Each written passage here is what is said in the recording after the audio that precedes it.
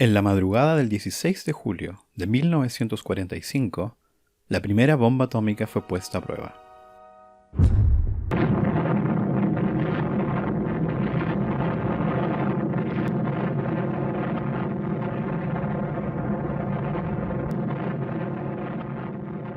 Luego de años trabajando bajo estrictas medidas de seguridad, el proyecto secreto más importante de la historia liberó de manera descontrolada la energía del núcleo atómico por primera vez. Cientos de sensores de todo tipo registraron cantidades científicamente relevantes como la temperatura de la explosión, la presión de la onda de choque y los niveles de radiactividad. Además, muchas cámaras fueron preparadas para registrar cada detalle de este experimento ultra secreto. 2 años más tarde, en 1947, muchos medios de la época publicaron una secuencia de 25 imágenes de la explosión, que el ejército estadounidense desclasificó sin percatarse de un potencial problema. Las imágenes permiten calcular y revelar al público cantidades clasificadas como secreto militar.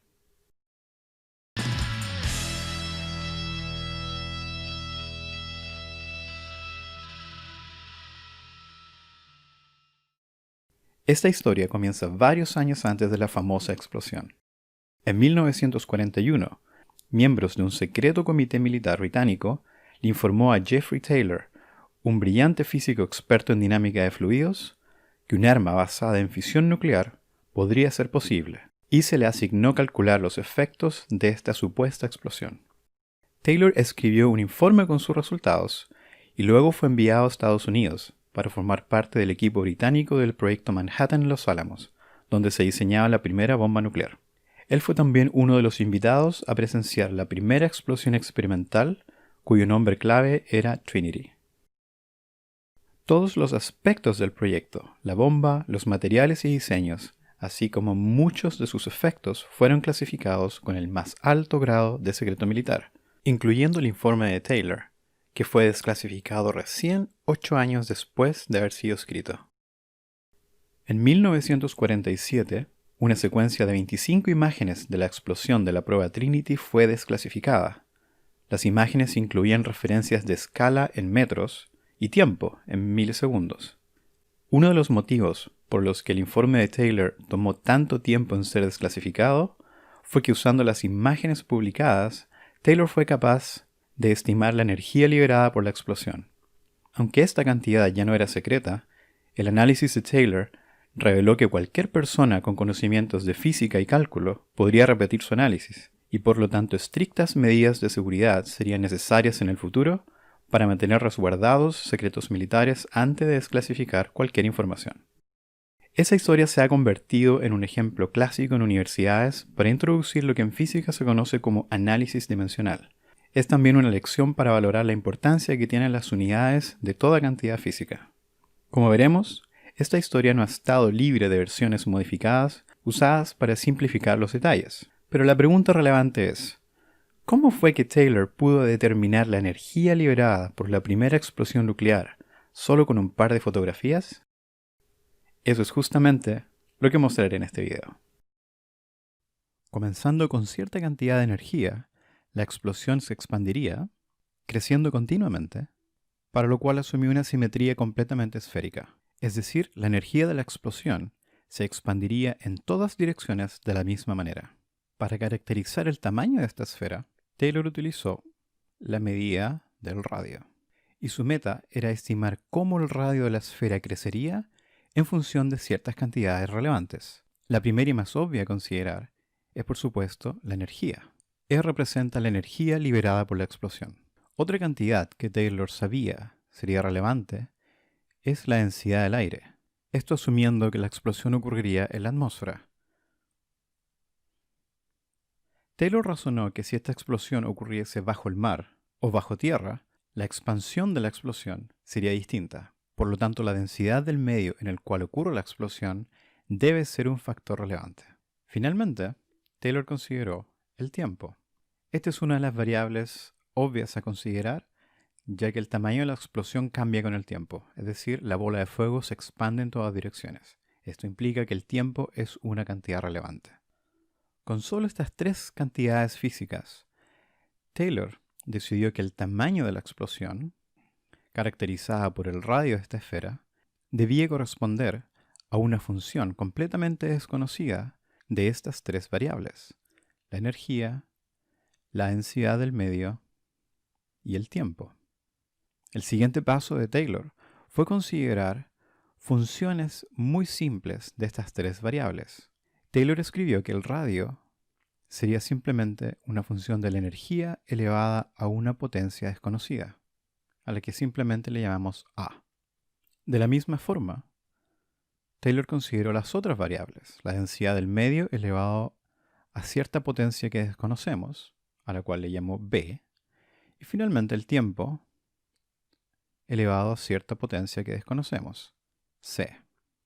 La forma más general de escribir esta fórmula es considerar que además existe un factor constante que no depende de la energía o de la densidad o del tiempo. Taylor simplemente la llamó S. Esta es la fórmula que Taylor escribió, en la cual se ha asumido que el radio de la explosión va a depender de la energía elevada a cierta potencia, la densidad del medio elevado a cierta potencia y el tiempo elevado a otra potencia. La tarea ahora consiste en determinar cuáles son los valores de A, B y C. Es aquí donde entra análisis dimensional. La idea detrás de análisis dimensional es que toda variable física puede ser caracterizada por sus dimensiones más básicas. Utilizamos paréntesis cuadrados para denotar la dimensión de una cantidad. En este caso, la dimensión del radio. El radio es una medida de longitud. Por lo tanto, decimos que la dimensión del radio es una longitud, L. Notar que no importa qué unidades estamos usando. La longitud puede estar en milímetros, metros, kilómetros, millas, años luz. No importa. Análisis dimensional solo se preocupa del tipo de variable que estamos midiendo. Cuando tenemos una constante, por ejemplo la constante S que Taylor introdujo en su fórmula, decimos que esta constante es adimensional. Eso significa que no posee unidades. Esta constante S podría ser 1 o 10 o 42. Notar que esto no significa que la constante S sea igual a 1. La constante S puede tomar cualquier valor, pero no posee unidades y decimos que su dimensión es igual a 1. La siguiente cantidad en la fórmula es la energía. Haré acá a un lado el análisis dimensional de la energía. Todo lo que tenemos que hacer es ver cuál es la definición de energía hasta llegar a las dimensiones más fundamentales. La energía se define como la capacidad de realizar un trabajo, y el trabajo puede ser escrito como fuerza multiplicado por distancia. A su vez, fuerza puede ser escrito como masa por aceleración, y aceleración puede escribirse como velocidad dividido en tiempo. Finalmente, velocidad puede ser escrita como distancia dividido en tiempo. Y en este punto hemos llegado a variables fundamentales. Tenemos masa, distancia por distancia, es decir, distancia al cuadrado, significa longitud elevado a 2, y todo está dividido por t al cuadrado, es decir, tiempo elevado a menos 2. Esta cantidad corresponde a la dimensión de la energía. La siguiente cantidad es la densidad. Y podemos repetir el ejercicio. Densidad se define como masa dividido en volumen. Y a su vez, el volumen puede escribirse como una distancia elevado a la tercera potencia. Y ahora podemos escribir las dimensiones de la densidad. En el numerador tenemos masa y en el denominador tenemos longitud a la tercera potencia. Así hemos encontrado las dimensiones de la densidad. La última cantidad en la fórmula de Taylor es el tiempo.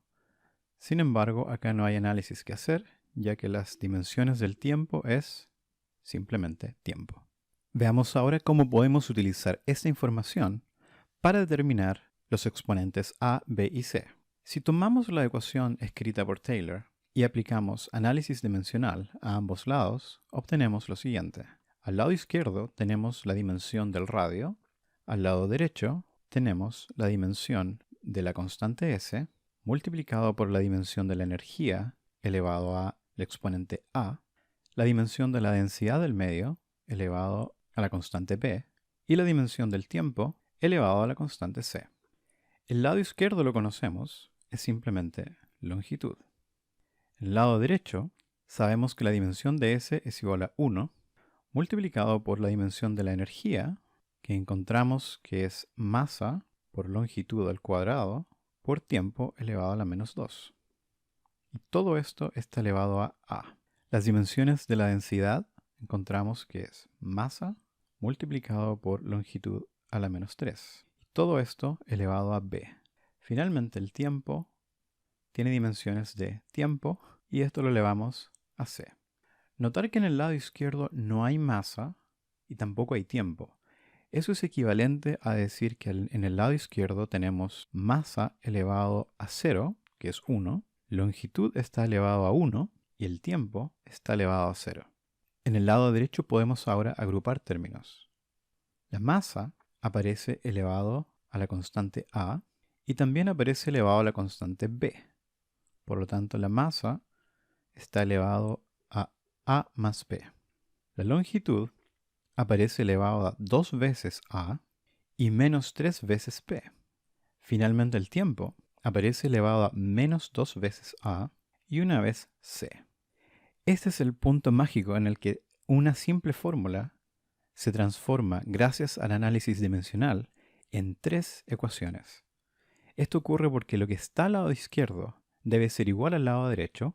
Por lo tanto, el exponente de cada dimensión debe ser igual en ambos lados de la ecuación. Esto se traduce en lo siguiente. Si consideramos el exponente de la masa, en el lado izquierdo tenemos 0 y en el lado derecho tenemos a más b. Para la longitud, tenemos 1 a la izquierda y a la derecha tenemos 2a menos 3b. Finalmente, para el tiempo tenemos 0 a la izquierda y al lado derecho tenemos menos 2a más c. Esto es lo que en álgebra se conoce como un sistema lineal de ecuaciones.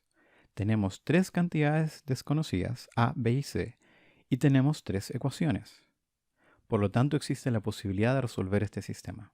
Tomemos la primera ecuación. Tenemos que a más b es igual a 0. Pasamos a al otro lado de la ecuación, de donde encontramos que b debe ser igual a menos a.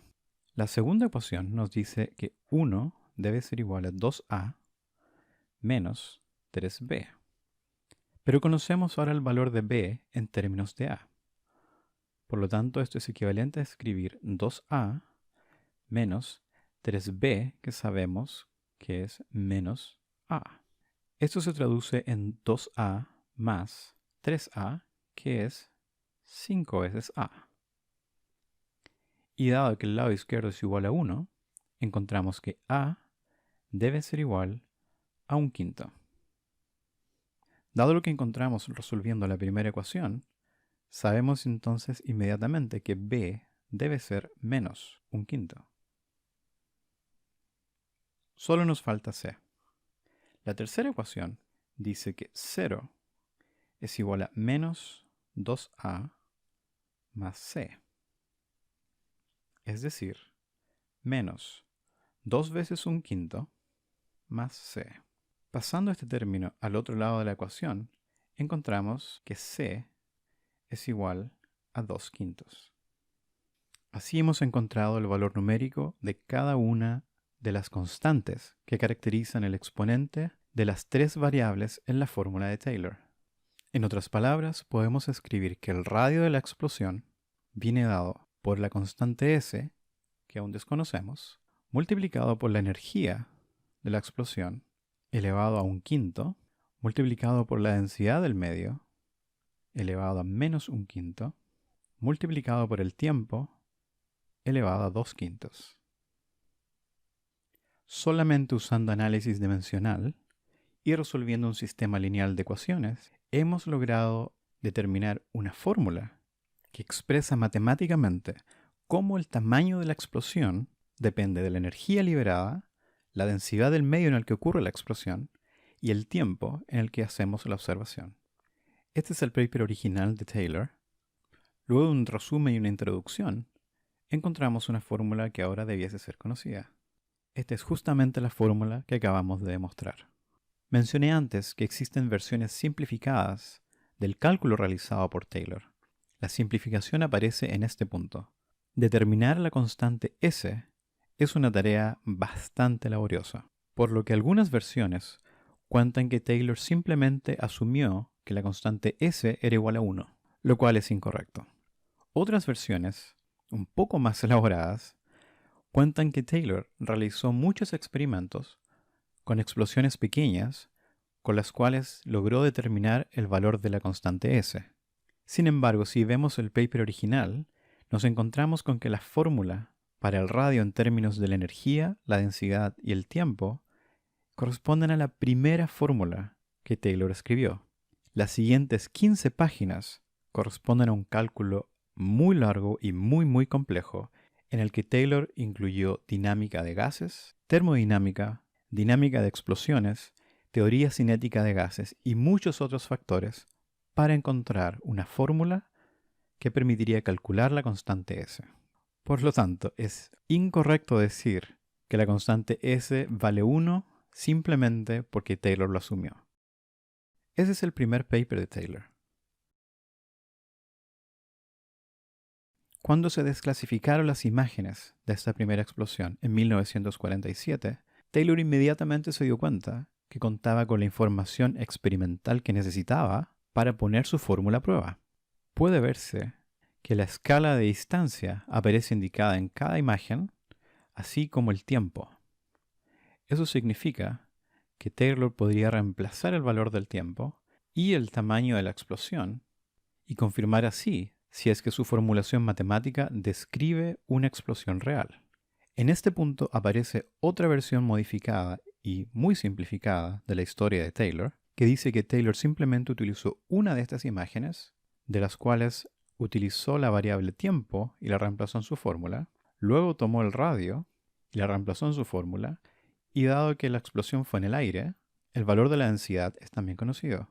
Y de aquí, asumiendo un valor cercano a 1 para la constante S, es posible estimar la energía. Esa versión simplificada no es correcta. Nuevamente, si miramos el primer y el segundo paper de Taylor, uno se encuentra con una historia bastante más interesante. El siguiente paso de Taylor fue tomar su fórmula y aplicar la función logaritmo a ambos lados. Logaritmo a la izquierda del radio debe ser igual al logaritmo de todo lo que está a la derecha. Esto es un truco muy utilizado en física que aparece cada vez que tenemos funciones que dependen de un exponente no trivial. En este caso tenemos el tiempo elevado a 2/5. Calcular el logaritmo de esta expresión nos permite simplificar el análisis, especialmente cuando poseemos datos experimentales. Logaritmos es algo que uno aprende en escuela secundaria y utilizaremos dos de sus propiedades.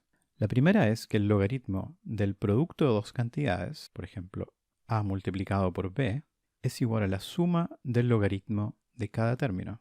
Es decir, el logaritmo de a por b es igual al logaritmo de a más logaritmo de b. La otra propiedad es que el logaritmo de a elevado a x es igual a x logaritmo de a. Con estas dos propiedades podemos expandir el lado derecho de la fórmula de la siguiente manera. Los primeros tres términos los dejaremos juntos y el tiempo lo dejaremos con el segundo término, logaritmo del tiempo elevado a 2/5. Dado que no quiero escribir esto muchas veces, simplemente le llamaré alfa. El lado derecho queda alfa más el logaritmo de t elevado a 2/5 es lo mismo que 2/5 multiplicado por el logaritmo de t. El siguiente paso de Taylor fue multiplicar a ambos lados por 5 medios. El lado izquierdo queda 5 medios logaritmo de r y el lado derecho queda 5 medios de alfa más logaritmo de t. Toda esta manipulación que Taylor hizo en su fórmula sirve para encontrar la siguiente relación. También en la escuela secundaria aprendemos que una línea recta puede ser caracterizada por una ecuación conocida como la ecuación de la recta. Se escribe f de x es igual a n más mx, donde m se conoce como la pendiente, que determina cuán inclinada está esta línea, y n es el punto en el que la línea intersecta el eje coordenado x igual 0. Si miramos la fórmula que obtuvo Taylor, podemos ver que el término en la izquierda puede ser visto como la función f de x, el término constante 5 medios alfa puede verse como n, y el logaritmo de t puede verse como x. Esto es equivalente a decir m veces x, donde m vale 1. Este es el análisis que Taylor hizo y concluyó que si su fórmula es correcta, significa que si es posible conocer el radio de la explosión y el tiempo en el cual ocurrió, y graficamos en el eje x el logaritmo de t, y en el eje vertical graficamos 5 medios del logaritmo del radio de la explosión, deberíamos encontrar una línea recta. Eso correspondería a la confirmación final de que su fórmula es correcta. Aquí vemos por qué Taylor estaba interesado en todas las imágenes que fueron publicadas y no solo una de ellas. Considerando todas las imágenes, Taylor sería capaz de construir este gráfico y con ello confirmar si es que su fórmula es correcta. Así comienza el segundo artículo de Jeffrey Taylor. El título es La formación de una onda expansiva producido por una intensa explosión. Parte 2. La explosión atómica de 1945. Taylor comienza explicando cómo gracias a las imágenes recientemente desclasificadas y a la información contenida en ellas, es decir, la escala de distancia y el tiempo desde el momento de la explosión, le fue posible construir esta tabla. Las dos primeras columnas son las más relevantes, indican el tiempo en milisegundos y el radio de la explosión en metros. Esta tabla permite construir el gráfico que acabamos de discutir. Nuevamente esta es la fórmula de Taylor que habíamos derivado en forma logarítmica que nos permite identificar la ecuación de la recta. Este es el gráfico que obtuvo Taylor. Por supuesto, esta es una reproducción que hice extrayendo los datos de la tabla del artículo de Taylor para mostrarlo en un formato mucho más moderno. En rojo se muestran los datos a partir de la tabla, el eje horizontal muestra el logaritmo del tiempo, escrito en segundos, y el eje vertical muestra 5 medios del logaritmo del radio, en centímetros. La línea punteada azul representa el ajuste a estos datos obtenidos por Taylor en su paper de 1950.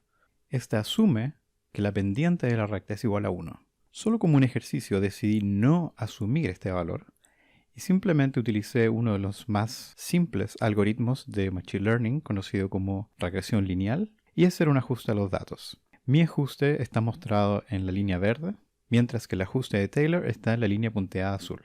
Puede verse que difieren por muy poco y el ajuste lineal es excelente. Este gráfico contiene dos piezas claves de información. Por un lado, nos confirma que la pendiente de la recta es esencialmente 1, lo que implica que el exponente del tiempo encontrada en la fórmula de Taylor es correcto. Esta observación es algo que ya haría feliz a cualquier físico teórico, la confirmación de su fórmula. La segunda observación es que este gráfico nos permite determinar experimentalmente el punto en el que la curva corta al eje x igual a 0. Usando mi ajuste lineal, este punto tiene el valor 11.94. Taylor encontró el valor 11.915. Una vez más, lo que hemos encontrado es el valor de n experimentalmente. Hemos encontrado que n es igual a 11.94. Ahora hay que recordar que n corresponde a la constante en la fórmula de Taylor, es decir, 5 medios de alfa. Por lo tanto, podemos escribir que alfa es 2/5 de 11.94. 2/5 por 11.94. 4.776. 4.776. Recordemos que alfa es una cantidad que yo introduje para minimizar notación y correspondía al logaritmo de la constante S multiplicada por la energía elevado a un quinto y la densidad elevado a menos un quinto. Ahora sabemos que esta cantidad es igual a 4.776. En este punto podemos valorar este resultado, ya que Taylor en su primer paper nos enseñó cómo calcular la constante S y la densidad corresponde a la densidad del aire. La única incógnita en esta fórmula es la energía. Es decir, a partir de esta cantidad a la derecha que hemos obtenido a partir de las imágenes, podemos despejar el valor de la energía.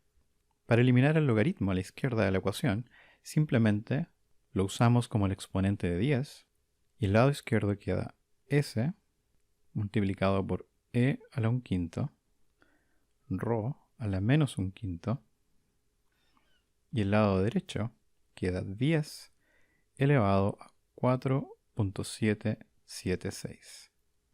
El siguiente paso es elevar todo a la quinta potencia para así eliminar el factor de la energía elevada a un quinto. Nos queda la constante S elevado a 5, la energía ahora elevado a 1, es decir, solamente E, y la densidad elevado a menos 1. El lado derecho nos queda 10 elevado a 4.776 multiplicado por 5. El valor numérico del lado derecho es 10 elevado a 4.776 por 5, que es aproximadamente 7.6 por 10 a la 23. 7.6 por 10 elevado a la 23. En este punto me quiero detener, ya que no hemos incluido las unidades. De la fórmula de Taylor en forma logarítmica puede verse que esta cantidad tiene unidades de longitud a la quinta potencia dividido en tiempo al cuadrado. Dado que el gráfico fue construido con el radio en centímetros, las unidades serán centímetro elevado a la quinta potencia dividido en tiempo, que fue segundo, al cuadrado. Estamos ahora a un paso de derivar el valor de la energía. Multiplicando ambos lados por la densidad y dividiendo por la constante S a la quinta potencia encontramos lo siguiente. La energía puede escribirse como la constante a la derecha, 7.6 por 10 a la 23 centímetros a la quinta sobre segundo al cuadrado, por la densidad dividido en S a la quinta potencia. Llegamos al punto en el que podemos reemplazar todos los valores. Dado que el sistema métrico no incluye centímetros, podemos hacer lo siguiente. 1 centímetro equivale a 10 a la menos 2 metros. Por lo tanto, 1 centímetro a la quinta potencia equivale a 10 elevado a menos 10 metros. También usaremos el valor de la densidad del aire empleada por Taylor, que es 1.25 kilogramos por metro cúbico. Para el valor numérico del inverso de la constante S elevado a la quinta potencia, simplemente miramos el artículo de Taylor, el que contiene en su tabla número 3 la constante que él llama K.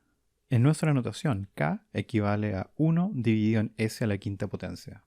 Para las condiciones de la explosión, el valor relevante es gamma igual a 1.4, es decir, la tercera columna de valores mostrada en esa tabla. Por lo tanto, encontramos que la constante K es igual a 0.856. S a la menos 5 es 0.856. Poniendo todos los números juntos, encontramos que esto es 7.6 por 10 elevado a 23 centímetros a la quinta, que es 10 a la menos 10 metros a la quinta, partido en segundo cuadrado, por la densidad del aire, que es 1.25 kilogramos por metro cúbico, por la constante 1 sobre S a la quinta, que de acuerdo al paper de Taylor es 0.856. Una vez más, recordemos que el valor de la constante S Corresponde a lo que muchos libros y videos en internet dicen que es cuando Taylor asumió que la constante era igual a 1. Aquí vemos que no es una cantidad que él asumió, sino que él calculó directamente utilizando los resultados de su primer artículo. 7.6 por 10 a la 23 por 1 por 10 a la menos 10 por 1.25 por 0.856. 8.1 por 10 a la 13. La energía es 8.1 por 10 elevado a 13. Combinando las unidades obtenemos kilogramo, metro cuadrado, dividido en segundo cuadrado, que es joules. Como era de esperarse porque es una unidad de energía. No es común usar joules en física de explosivos, donde es más común referirse a energía liberada en términos de toneladas de TNT. Una tonelada de TNT equivale aproximadamente a 4.25 por 10 a la 9 joules. Por lo tanto, podemos expresar esta energía en toneladas de TNT simplemente dividiendo por este factor, es decir, 8.1 por 10 elevado a 13 joules dividido 4.25 por 10 elevado a 9 joules, y el resultado estará en toneladas de TNT. 8.1 por 10 a la 13 dividido en 4.25 por 10 a la 9 es aproximadamente 19.000. Aproximadamente 19.000 toneladas de TNT. Cada vez que tenemos miles de toneladas de TNT, le llamamos simplemente kilotón. Por lo tanto, nuestro resultado final es que la energía liberada por esta explosión, obtenida a partir de las imágenes, es aproximadamente 19 kilotones. ¿Cuán lejos o cuán cerca estamos con este resultado del valor oficial?